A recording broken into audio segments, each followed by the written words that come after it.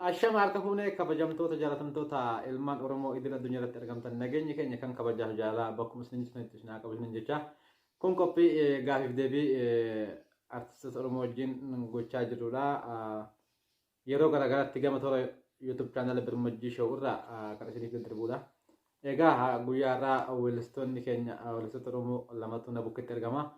Isaa waliin gaafiif deebii gaggeessinaa turtiin keessan nu faana ta'u isiniin jecha.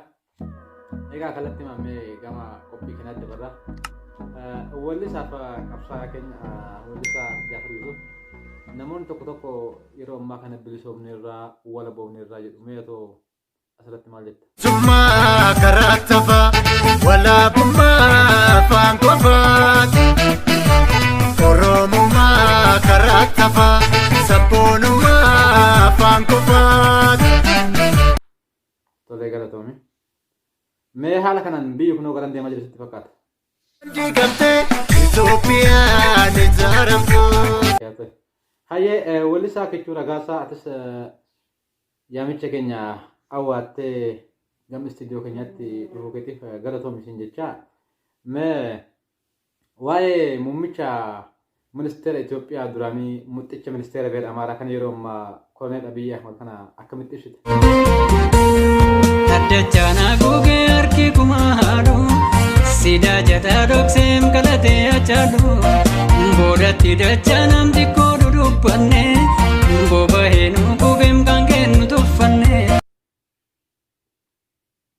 Miidhaa Oromoo irra gahe kana akkamiin ibsitame?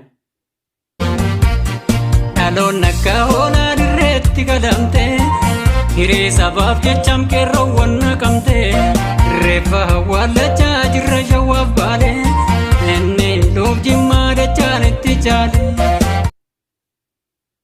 Dhaloonni har'aa kun dhaloota akkamiiti? Dhaloota barbaaddu miila bakar waare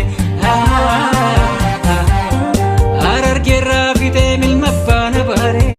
Oromoo kun haala akkamii keessa jira sitti fakkaata? Qabsoo bara dheeraaf lafeen itti cabne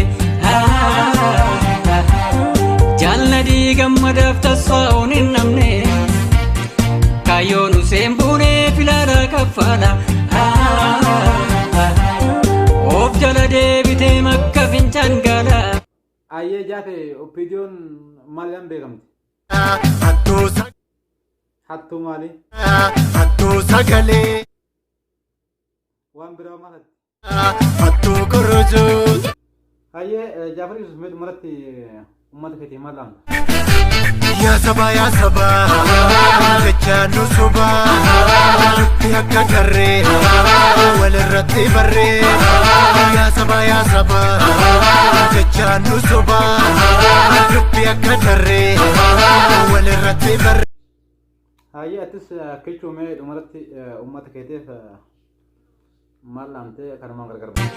Kan du'een deebi'uu hin biqilu margu haa dubbatu malee waaqni dhugaa argu maal ta'a gatteenyee yoo waliin dubbanne rakkina tokkummaa nu dhorku suubanne osoo oolaa deeman ni gasaa lolaasu maaffisuu dadhabne kutaa wal facaasu.